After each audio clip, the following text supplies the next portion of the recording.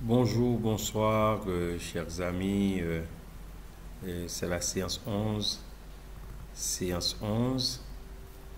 et c'est la planification. Nous allons vous parler de la planification qui représente euh, un travail, le travail fondamental, moi je dirais, du cadre. Euh, Planifier, c'est un art, mais l'art de fixer des objectifs. Et l'objectif, on sait déjà que c'est le but à atteindre. Comment on va planifier pour pouvoir atteindre le but, hein? Et comment on va faire pour pouvoir atteindre le but. Donc c'est ça que nous allons voir, planifier ou l'art de fixer les objectifs.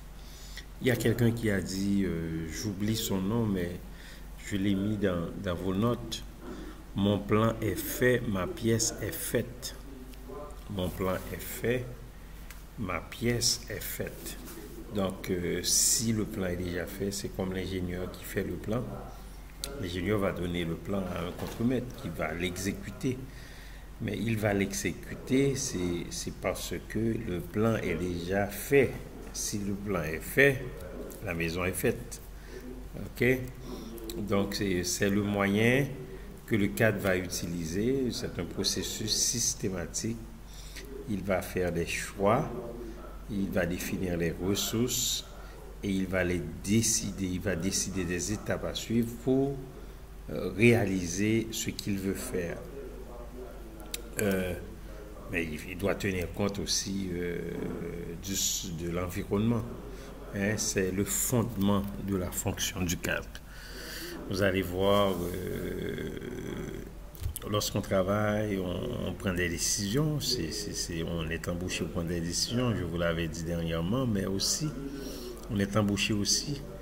Et lorsqu'on planifie, pour faire de la planification, pour planifier. Sans la planification, ça c'est ma phrase célèbre. Sans la planification, il n'y aurait rien à organiser, c'est-à-dire structurer, rien à diriger, c'est-à-dire exercer un leadership, aucune nécessité de contrôler, c'est-à-dire de vérifier pour voir si les objectifs ont été atteints, puisque les objectifs n'auraient pas été déterminés. Donc planifier, c'est l'organisation selon un plan. L'organisation selon un plan, ce qu'on fait, on anticipe, on prépare les actions à entreprendre dans le futur. C'est un processus qui est fait avec beaucoup de volonté de fixer des objectifs, de déterminer et de faire un suivi, déterminer les moyens, les ressources pour atteindre ces objectifs, mais toujours selon une date d'agenda. OK? C'est un guide. Hein? Et là, on fait toujours un diagnostic qui va nous permettre de faire le point sur une situation à laquelle on est confronté et ce qu'on fait ou la situation qu'on souhaite réaliser. Donc l'écart, on fait ressortir un écart, c'est l'écart, on appelle ça l'écart de planification. Il y a un exemple que j'ai mis dans vos notes. Si le chiffre d'affaires prévisionnel à 5 ans est de 900 millions de dollars et que le chiffre d'affaires souhaité est d'1 milliard, on a un écart de 100 millions. Donc le diagnostic, a pour but de faire apparaître les différentes causes de cet écart. Il va nous permettre d'identifier les moyens à mettre en œuvre pour combler cet écart. C'est une base satisfaisante de départ. Et la planification, c'est formuler les objectifs. Il y a plusieurs modes de classification des plans. Pourquoi je vous parle de plan ici? C'est la planification consiste à formuler des objectifs et aussi à élaborer des plans d'action. Il y a plusieurs type. On peut les classer selon la période, c'est-à-dire long terme, moyen terme, court terme, ou la planification immédiate. Ça veut dire qu'est-ce que je vais faire dans les minutes, dans les heures qui suivent. Ils peuvent être classés selon les niveaux hiérarchiques, c'est-à-dire les gestionnaires qui sont au sommet vont faire une planification. Il y a plusieurs niveaux. Le niveau hiérarchique des gestionnaires engagés dans la réalisation des objectifs ou des plans stratégiques. Il peut y avoir un plan stratégique, un plan tactique pour alors le plan stratégique c'est pour les dirigeants de haut niveau, le plan tactique c'est les dirigeants intermédiaires et le plan opérationnel pour les dirigeants qui se trouvent au bas niveau. Et il y a plusieurs critères qu'on peut utiliser en fonction de la mission de l'organisation. OK, et les plans sont lorsqu'on parle de plans,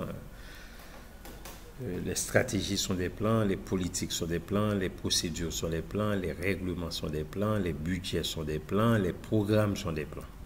OK, dans la planification, il faut avoir une mission, objectif et puis plan. Mission, c'est pourquoi l'entreprise a été créée, ce que vous appelez raison d'être. L'objectif, c'est le but à atteindre. Et puis les plans, c'est les éléments les plus élémentaires en ce qui concerne ce que nous parlons, la planification, qui sont définis en fonction des stratégies, des objectifs, etc. OK? C'est un processus. On définit les objectifs. OK? Et les plans, c'est aussi un aperçu de tout ce que nous allons utiliser en termes de moyens pour atteindre les objectifs. Donc, les stratégies, c'est la définition des objectifs à long terme. OK? Par exemple, la décision d'offrir une gamme complète de produits représente une stratégie qui vise à atteindre l'objectif de profit. OK? Les politiques sont des énoncés, ce sont des plans qui vont guider vos décisions. Mais tout ça, c'est élaboré au niveau supérieur pour guider les gestionnaires de niveau élémentaire ou, de niveau intermédiaire et les gens qui se trouvent au premier niveau. OK? Il y a les procédures, les règlements, etc. Et aussi les budgets. Tous ces éléments-là, et les programmes, bien sûr. Les programmes, c'est un amalgame de buts, de politiques, de procédures et de règlements. Des fois, les gens parlent de projets au lieu de programmes, et ça pose problème. À l'intérieur d'un programme, on peut retrouver plusieurs projets. Par exemple, si on dit qu'on va distribuer des jouets, c'est un projet. Mais si on dit qu'on va avoir une cantine scolaire, ça veut dire qu'on va rester, c'est pas seulement donner de la nourriture et puis on part. Il y a beaucoup plus de... on va être là, on va les accompagner, on va faire un suivi, etc. etc. OK? Et dans le cours que je vais vous envoyer, vous allez voir un plan stratégique.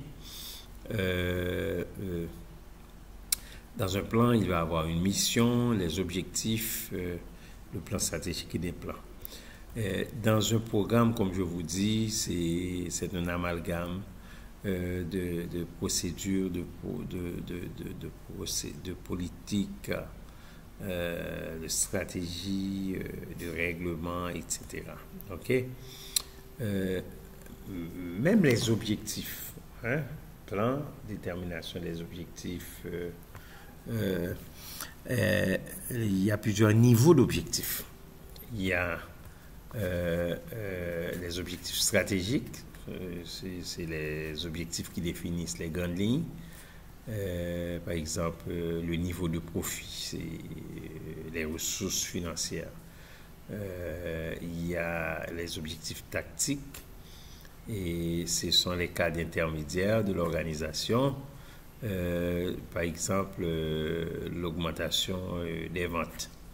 Ok, il pourrait s'agir d'objectifs comme l'augmentation des ventes, la baisse des coûts de distribution.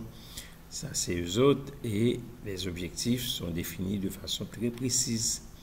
Ok, et les objectifs opérationnels, il s'agit d'objectifs très spécifiques. Par exemple, réduction des plaintes de la clientèle de 5%. Ça, ce sont les objectifs opérationnels. Ces objectifs se traduisent par des plans stratégiques, comme je vous dis, tactiques, opérationnels, un budget. Et cadre dirigeant s'occupe des objectifs stratégiques, cadre intermédiaire, des objectifs tactiques et cadre de terrain, des objectifs vraiment opérationnels. Les objectifs doivent être, c'est un processus continu. Et c'est un travail mental puisqu'elle précède l'action et aussi c'est un exercice concret. Lorsqu'on planifie, on doit répondre aux questions suivantes: quoi, pourquoi, quand, où, qui, quelles sont les méthodes. Et c'est aussi une activité qui est soumise à l'environnement, un processus qui est axé sur l'information. C'est important. Dans une planification, les étapes du processus, c'est comme on regarde quoi? C'est comme la prise de décision. Ça commence avec une situation, la prise de conscience. On détermine les objectifs, on fait l'analyse de l'environnement. Et ce qu'on utilise habituellement, c'est l'analyse SWOT. SWOT, c'est Strength, Weaknesses, Opportunity and Threats.